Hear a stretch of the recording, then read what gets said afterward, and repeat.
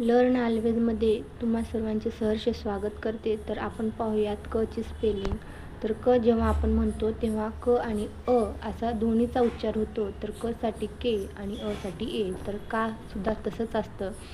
के ए आणि कीचं झालं तर ईचा इथे ईचा उच्चार होतो. तर के आय की.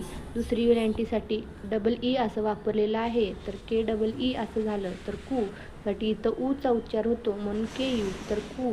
दुसऱ्या उकारासाठी के डबल ओ असा इथं उच्चार होतो. के डबल ओ झालं. तर के बद्दल आपण बोलूयात. तर इथं सुद्धा ईचा उच्चार होतो के ई. तर कै कै म्हणल्यानंतर दोन मात्रा आहेत वरती त्यासाठी ए आय वापरलेला आहे. के ए आय. तुम्ही स्वतः तुमच्या तोंडाने म्हणून पाहायचं आहे दोनदा दोन वेळेस. मग त्यानंतर अशा प्रकारे कोचं पाहूयात. कोसाठी इथे ओचा उच्चार होतो. तर के ओ आणि कौसाठी ए यूचा. तर के ए यू असा झालेला आहे. तर कन म्हणजे ए एन म्हणजे नचा असा उच्चार होतो. तर के ए एन झालं. आणि कहा म्हणजे इथं हचा उच्चार होतो. तर के ए एच. तर थँक्स फॉर वॉचिंग. आणि खरंच जर तुम्हाला माझा व्हिडिओ आवडला असेल तर नक्की शेअर, लाईक आणि सबस्क्राईबसुद्धा करा. थँक्यू.